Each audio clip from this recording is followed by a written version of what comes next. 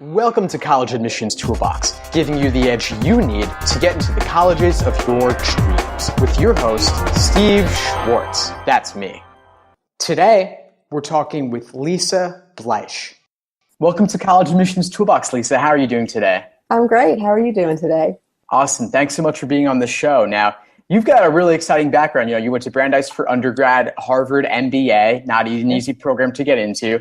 And now you've got, 3 daughters, 2 already through the process. I assume the third one's kind of coming up that way. She is. She's just finishing her sophomore year, and I think she'll probably be my biggest challenge. But yes, she is coming up. The other 2 were easier. I think you're in a good position to help her, given that you work with students all over the world, helping them through the college application process. Tell us a little bit about you personally. Okay, well, I have been in this business for about 10 years, and I really got into it because I really enjoy students and helping them find their path. I've always been interested in people, and really all of the work that I've always done, is whether it be marketing or recruiting or when I taught college at Whittier College, I loved most sort of finding those connections with people and helping them understand kind of where they fit in and helping them find their path. And I just personally, I love to dance. I love to do Pilates and yoga. I play tennis. I like to be very active, and I love to travel as well. Awesome. Sounds like you do a lot. What led you to get involved in college admissions? Was there kind of like a pivotal moment? Definitely, there was a pivotal moment. So as I mentioned earlier, I had really most of my career was in marketing and recruiting, and then the most recent job I had before I got into this business, I was a full-time visiting professor at Whittier College. I was essentially their marketing department. And so I was helping students plan their classes. I ran the internship program, was helping them get into graduate school. And I found sort of my job that I loved. I loved being in that academic community. And then my husband, and this was in Los Angeles, my husband got a job in New Jersey. So we moved, the whole family, the kids were in elementary school at the time. And it was like, okay, what are you going to do now? And so I, briefly explored taking some adjunct work, but really knew that wasn't what I wanted to do. And I noticed that everybody was really stressed out about getting into college. So I thought, well, I'm already helping kids get into graduate school, and people would come to me to help them with their stuff. So I just sort of started this business and then got really involved in it. And it's been just a fascinating ride because it's such an interesting business, and it's always changing, and you're always meeting new people. So it's been really fun to grow this business and work with a lot of students. No, that's great. It sounds like you saw that need, working in academia, the stress levels are just so high, and the admissions process is something that you're able to help them with. So it's great that you were able to make that transition and, build something big and useful out of it. That's really exciting. What were some of the biggest changes that you've seen during your time in admissions? Well, I think some of the trends that I've seen is that students, there's more and more of a push earlier. So students have to make those decisions a lot earlier, and I'm sure you've seen that as well. But, early decision was always an advantage, but now it's almost become a must if you want one of those very highly select schools. So I think that has become a big change. I think that even the more so, in my book, I talk about the college application wheel and sort of identifying what's unique about you, whether it be a special talent or intellectual curiosity, leadership, athletic. You really need to understand those and really go deep in 1 or 2 things rather than trying to do everything and be everything. And I think those students that do that earlier have are a little bit less stressed out, and B, have a better time at differentiating themselves. And then I think cost and affordability has become a huge talking point. When I first started, I didn't really focus that much on it, but I've seen more and more that's become something that I need to make available for families to talk about that and have the discussion.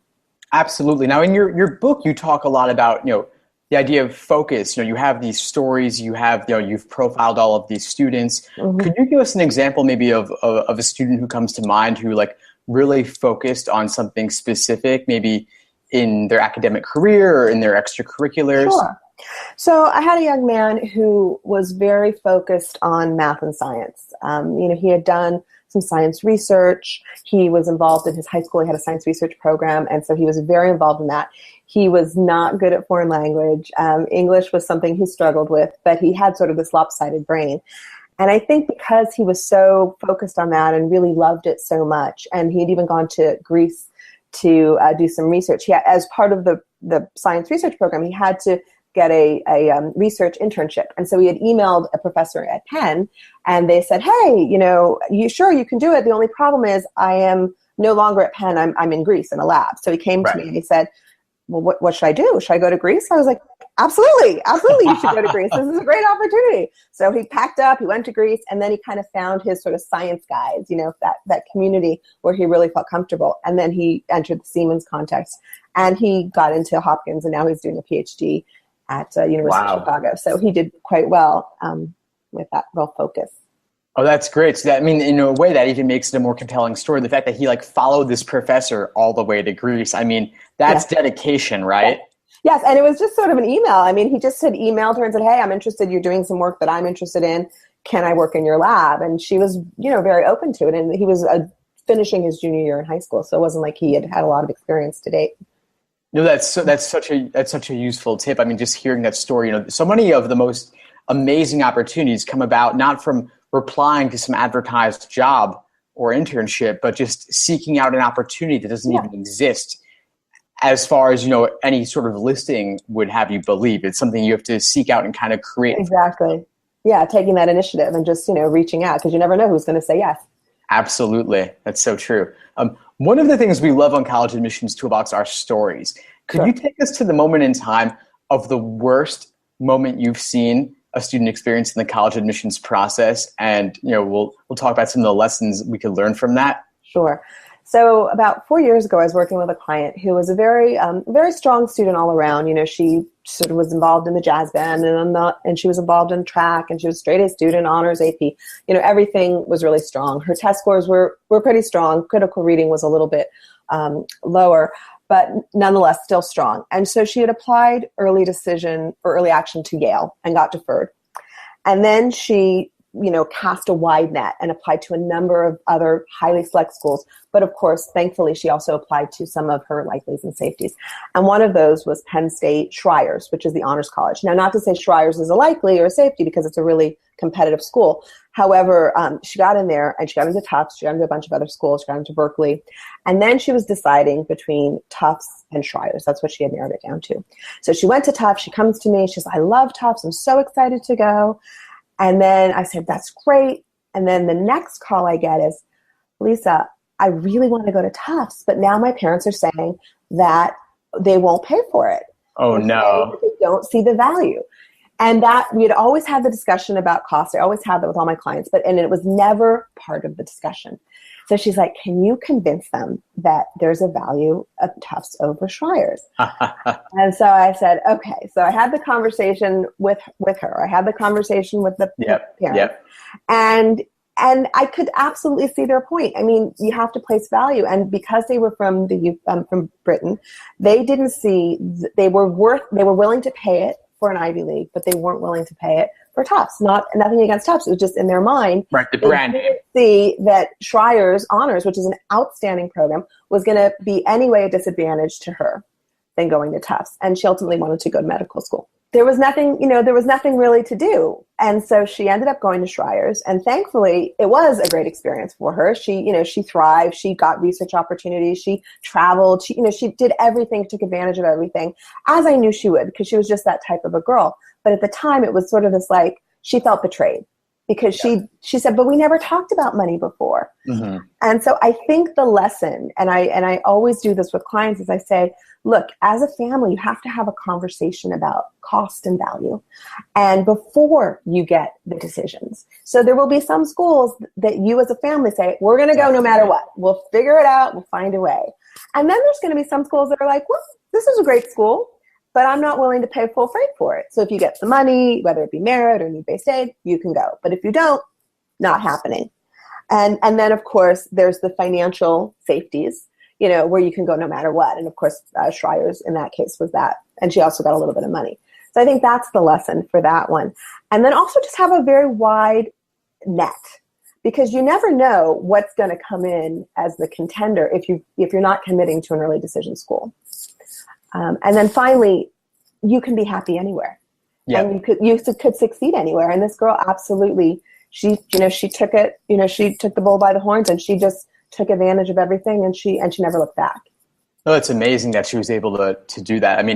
It's so important that families have that conversation about money before the acceptances roll in. I mean, you can debate all the hypotheticals about what kind of financial aid they'll offer, but it's so much easier to do it before those come in, because once they do, that emotional component increases by like 100. If the stakes are really high when you know what's actually on the table. But you got to talk it out beforehand. You got to have that money conversation. It's awkward, it's difficult, but it is necessary. And it absolutely is. Yeah. So, I mean, what would be some of your advice for parents or students about how to go about that? So having the talk, as I call it. Having the talk. So I think it's really just that, to say, this is our budget for college. This is what we've set aside, whether it be through 529s or just what they have out of money, or, grandparents, whatever it is, wherever they're getting the money. This is how much money we've set aside for college. And this is what your budget is. And there are certain schools that we're willing to take out loans, or, whatever it is, and that's not going to be your obligation. Or you can take out the loans for those and then let it up to the student to decide. And I really don't recommend that students go into a lot of debt. Sure. And if you have that conversation beforehand, then you can also understand as a family, as parents, to figure out what your expected family contribution is. Because if there is some need component, meaning aid that would be awarded based on your ability to pay as a family, then you could target schools that meet that full demonstrated need. And sometimes you actually end up paying less money than a public school, because they might give you more need-based aid. But if need isn't going to come into play, then you have to look at merit. And so that's money that's given to you based on your merit. And it's usually students who are in the top, 10 to 15% of an incoming class, depending on the school, if they give that money. So as long as the family and the student knows sort of what the parameters are, I've never really seen students, sometimes they're upset, but most of the time they can accept that information if the conversation, the dialogue happens. And then it just makes the process so much easier and more strategic in the way you approach it. No, absolutely. And even if you're a student, I don't think students should be afraid to be the ones to initiate that conversation. Yeah. If the parent doesn't take charge on that, it's obviously you're going to college, there are costs associated. Let's talk about it now so we can figure out what's reasonable and what we can actually achieve. Right. One tidbit you said that I really liked was the idea that a private college could actually be cheaper than a public one, depending on what kind of aid they might be offering. Sometimes they really want to grab you. No, that's very true. And a lot of that would be, so it could be need-based aid and it could be merit. So if it's a need-based aid and you have a need and that college meets that full demonstrated need and they do it in the form of grants as opposed to loans, it could bring it down. And there have been instances where I've compared offer letters, and where a student applied to a private school, and because they had a need, they got a big chunk of money that was a loan. That was a grant. Whereas the public school didn't, even though the need was the same, didn't give them any money in the form of grants. They only gave it to them in the form of loans. And so it ended up being either exactly the same cost or maybe even a little bit less.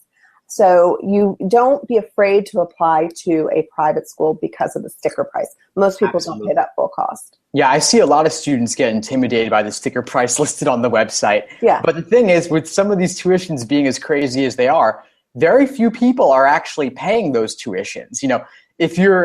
If you've made a lot of money in Saudi Arabia in the oil business, or you work on Wall Street, maybe you're going to pay something closer to the top level on that tuition. But for a lot of folks out there, you're paying something far less. And the process can be a bit, opaque and mysterious. A lot of it's happening behind closed doors. But regardless, most people, even people making six figures, are not paying that full tuition.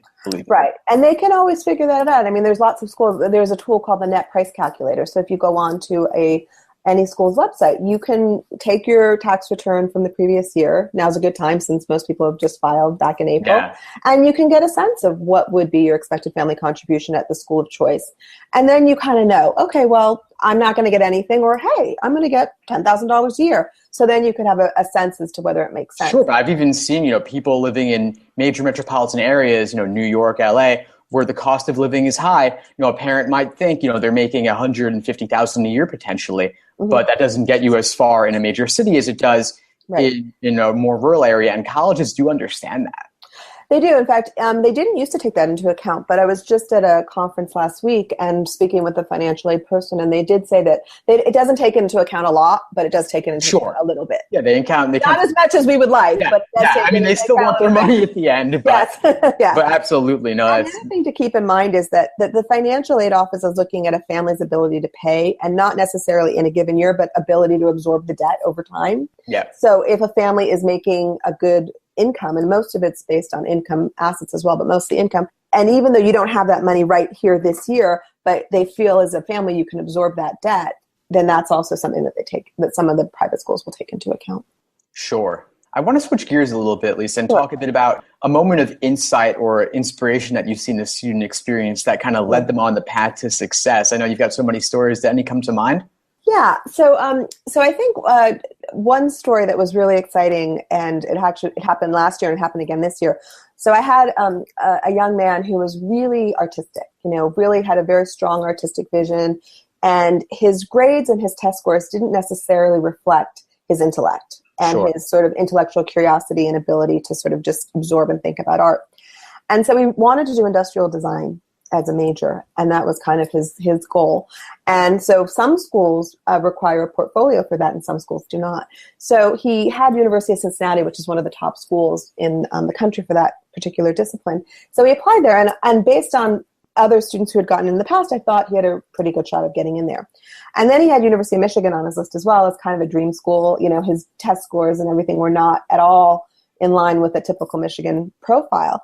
But what ended up happening is he ended up getting into University of Cincinnati in their architecture program, but not in their industrial design program. So it was sort of like an admit deny, because he didn't want to be an architect. And there was no way once you were in that to transfer.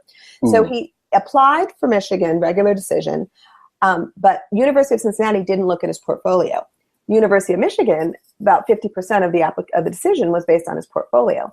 And because he was so passionate and can talk about his art and really talented, he got in to University of Michigan. Absolutely. And I had that similar thing happen to a young man who was very passionate about film, and he got into the USC Film School this year, again with much lower grades and test scores of a typical profile. So that aha moment was like that talent really does drive success for students who are looking at that sort of a field.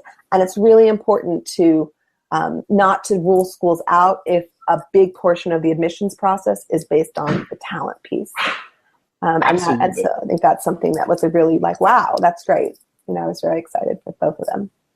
No, that's great. I mean, definitely applying to a university where they are considering the soft factors more, aside from just the numbers and the test scores, really, really important to keep that in mind when you're looking.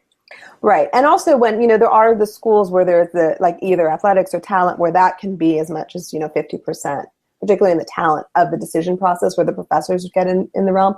So I don't want people to think I'm going to apply to, an Ivy League and I have a talent, but I don't have the grades. In that instance, it wouldn't work. But in a school where it's 50-50, it can really change the decision. Definitely. So thanks so much for sharing that one. It's something really important for our listeners to keep in mind. Yes. I want to shift gears and move into my favorite part of the interview now, which is the lightning round. Okay. I'm going to ask you some rapid fire questions. You give me some rapid fire responses. Are you ready? I'm ready. Great. What's your number one piece of advice for the college admissions process? Focus on what you can control. And really focus on that and then finding the best fit. Because there's so many things in the process that are out of control, and all you can do is focus on what you can control. And if you do that, you'll be in good shape. Absolutely. Impact what you can. Yeah. Could you share with us one habit that you believe contributes to success? Starting early and breaking down the process into smaller increments so that you don't feel so overwhelmed by the process. I think that will make a big difference for a lot of students. Exactly. One step at a time. Yeah. What's one online admissions resource that you absolutely love? I really like a lot of them, but I really like College Express. I think it has really good information on schools. I think it gives the College Finder, which is a book by Steve Antonoff that's online, so you could look up sort of favorite lists of different types of schools. And there's also a bunch of articles that are written by experts, which I think it's a good source. Definitely. We'll link to it. What's one book that you believe no applicant should be without? Well, I think that, certainly the FISC guide is a great resource just for getting some really good sort of objective descriptions of schools. And then I think there's also some specialty books. I know you asked for one, but that, depending on what you're like, if you're interested in creative colleges, there's a great book called the Creative Colleges for Visual and Performing Artists. There's books for kids with learning differences, the KNW guide. And then there's also Colleges That Change Lives, which is just a good book as an alternative way to look at things. Definitely. And tell us a bit more about your book. So my book is Surviving the College Application Process, Case Studies to Help You Find Your Unique Angle for Success. And what I wanted to do in the book was to provide 11 case studies of real-life students of mine that had gone through the process. And each one of them sort of has a different, some are high achieving, some are applying to less select schools, some are, one is an athlete, one is a scientist, musician, just a wide range of students. So that walks you from sort of the initial meeting through the final decision. And it includes kind of how they came up with their list of schools, how they decided on their essay topics, and examples of the essays and the different types that they used. And I think by doing that, it makes it really easy to read because you could sort of identify pieces of you in each of the students. And the other thing that's a real hallmark of the book is I created something called the College Application Wheel. And that really helps students, it provides a framework for students to sort of think about where they stand with regard to finding their strengths and what would be their angle for getting into a school. Well, this is great, Lisa, because you're giving students both the tools they need to apply, and you're also giving them plenty of examples to look at. You said how many? 11, right? 11. There's 11 case studies, yes. No matter what kind of student you are, you're going to find someone in this book who you really identify with. So I think that's something. Right. And I don't know if you're going to put it on your website, but I provided you a link where someone can download a free case study if they want. So. Oh, great. Yeah, we'll absolutely link to the book. We'll link to the free case study, all of that in the show notes for this episode. Great. Thanks so much for joining us, Lisa. Where can folks find you online? You could find me at collegeboundmentor.com, and I also have a blog that's called survivingthecollegeapplicationprocess.com, and also a college visit blog. But all of those can be linked from my website. I'm on Twitter at Lisa Bleich and at Facebook, College Bound Mentor. Great. Lots of places for folks to check out your stuff and get some free tips. Great. Thank you again, Lisa. You've given us so much useful knowledge and so many great stories. Take care. Thank you. It was a pleasure. Back when I was applying to college, I had a mentor who helped me a ton with my college essays.